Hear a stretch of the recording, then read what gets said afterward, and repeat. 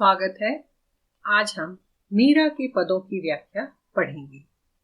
पहला पद है, बसो मेरे नैनन में नंदलाल, मोहिनी मूर्ति सांवरी सूरती, नैन बने विशाल। मीरा जी अपने प्रभु के, कृष्ण की, गिरधर की अनन्य भक्त थी और वे उन्हें अपना आराध्य ही नहीं, अपना सखा, अपना मित्र, अपना प्रेमी, अपना पति भी मानती थी।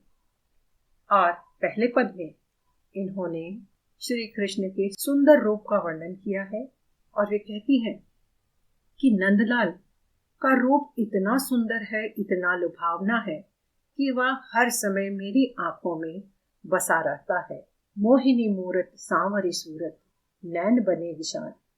कि उनका जो चेहरा है वो बड़ा आकर्षक है और उस पर सांवली सूरत, उनका सांवला रंग उनकी सुंदरता को अधिक बढ़ाता है, जिसमें दो बड़ी बड़ी जो आंखें हैं, विशाल आंखें हैं, वह उनके रूप को अति लुभावना बना देता है। और ऐसा सुंदर रूप मेरी आंखों में हर समय बसा रहता है।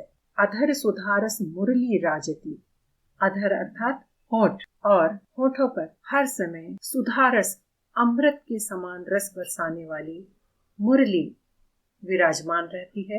अर्थात उस मुरली से श्री कृष्ण ऐसी सुंदर संगीत निकालते हैं कि लगता है कि अमृत बरस रहा है। उर्वैजंती माला, और उनके हृदय पर वैजंती के फूलों की माला बहुत सुंदर दिखाई दे रही है। और जो वैजंती के फूल हैं, ऐसी मान्यता है कि जब समुद्र मंथन हुआ था तब उसमें से वैजंती के फूल भी निकले थे जो कभी मुरझाते नहीं हैं।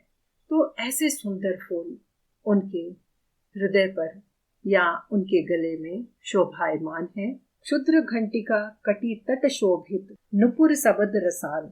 उनकी कमर पर जो करधनी है, कमरबंद है, उसमें छोटी छोटी घंटियां बहुत सुंदर लग रही हैं। और नुपुर अर्थात पायल, उन्होंने जो पायल पहनी है, और जब वे ठुमक ठुमक कर चलते हैं तो पायल के घुंघरुओं का जो शब्द है वह अति मधुर है, रसाल, रस टपकने वाला है, अति आनंदित करने वाला है। मीरा प्रभु संतन सुखदाई, भक्त बचल गोपाल। और मीरा कहती है कि मेरे जो प्रभु हैं वे तो संतों को, साधुओं को सुख पहुंचाने वाले हैं। जो भी उनकी भक्ति करता है वे हर संत को सुख पहुंचाते हैं, उनका जीवन सुखमय बना देते हैं। भक्त बचल गोपाल अर्थात मीरा के प्रभु गोपाल भक्तों पर अपनी ममता बरसाते हैं, संतों को सुख देते हैं। दूसरे पद की व्याख्या देखेंगे। मेरे तो गिरधर गोपाल दूसरों न कोई। यहाँ पर मीराबाई अपने कृष्ण को कहती हैं कि मेरे तो केवल एक ही आराध्य है, आपके अलावा इस संसार में मेरा और कोई भी नहीं। ऐसा और कोई नहीं है जो मेरा सहारा बने, केवल आप ही हो। आप ही मेरे सहारा हो, आप ही मेरे प्रभु हो और आप ही मेरे रक्षक हो। जाके सिर मोर मुकुट मेरो पति सोई। और ऐसा व्यक्ति जो अपने सर पर मोर का मुकुट धारण करता है वही मेरा पति है। अर्थात उनकी शादी करा दी गई और जो शादी के बाद उनके पति हुए, राणा जी हुए, उन्हें मीराबाई ने पति मानने से अस्वीकार कर दिया और कहा कि जो सिर पर मोर के पंख का मुकुट धारण करता है वही मेरा पति है, इसके अलावा मेरा और कोई पति नहीं है। छाड़ी दई कुल कानी, कहा करी है कोई। मैंने तो अपने कुल की, खानदान की मर्यादा, लोकलाज सब कुछ छोड़ दी है। मेरा कोई क्या बिगाड़ लेगा, मुझे किसी का डर नहीं है। मुझे परिवार मेरी भक्ति को नहीं समझता है तो मैं क्यों उनकी परवाह करूं। मैं तो उसी की परवाह करती हूँ जो मेरी परवाह करता है। संतन ढिग बैठी बैठी, लोक लाज खोई।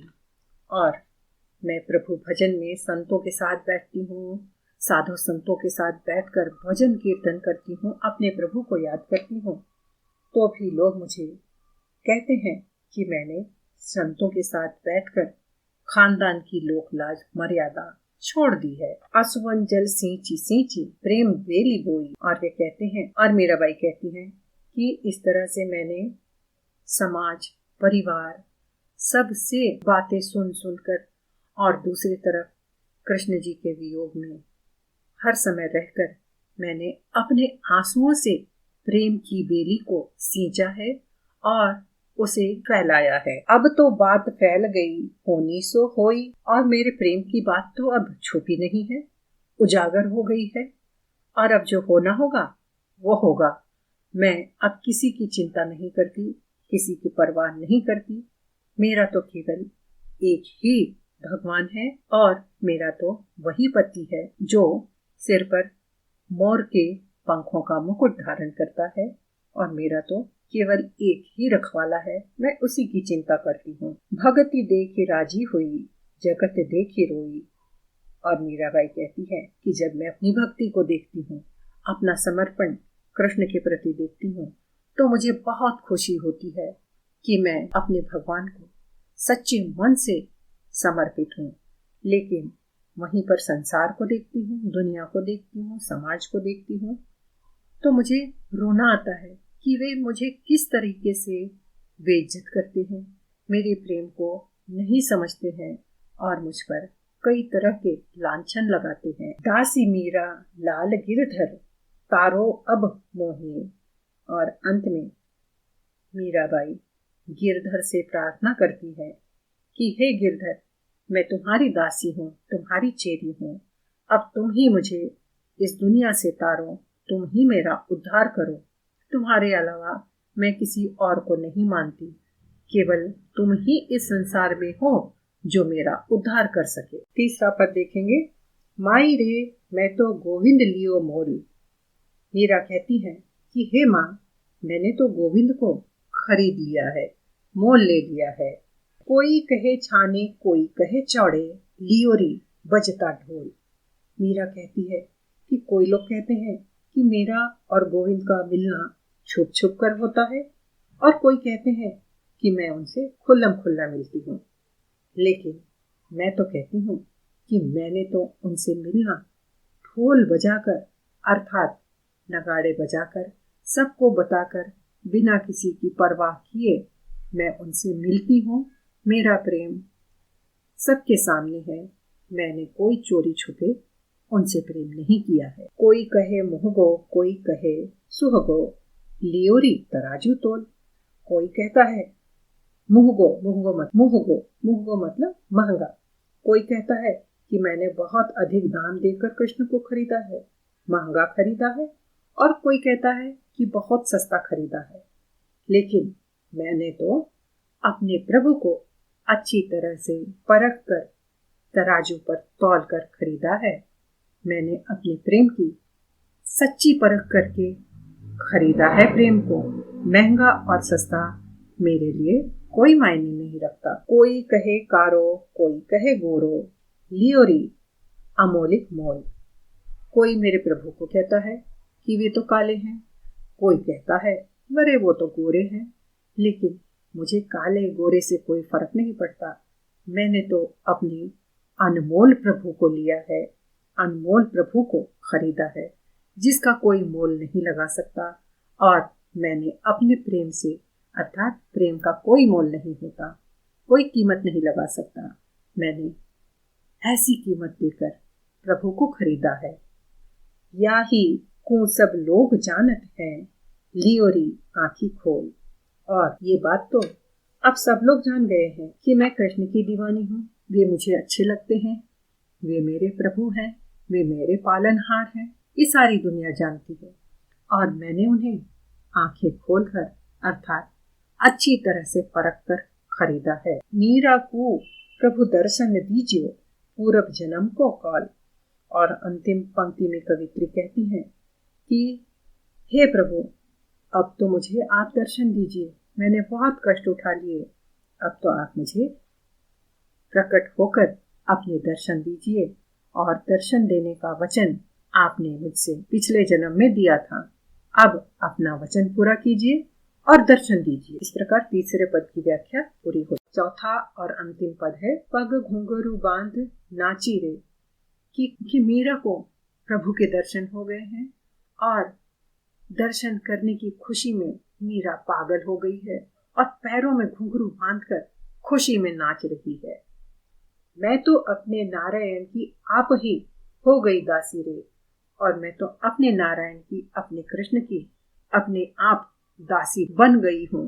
वे जो कहेंगे वह करने के लिए तैयार हूँ। मैं तो उनकी चेरी हूँ, दासी हूँ, नौकरानी हूँ। लोग कहे मेरा भई बावरी, न्यात कहे कुल ना सीरे।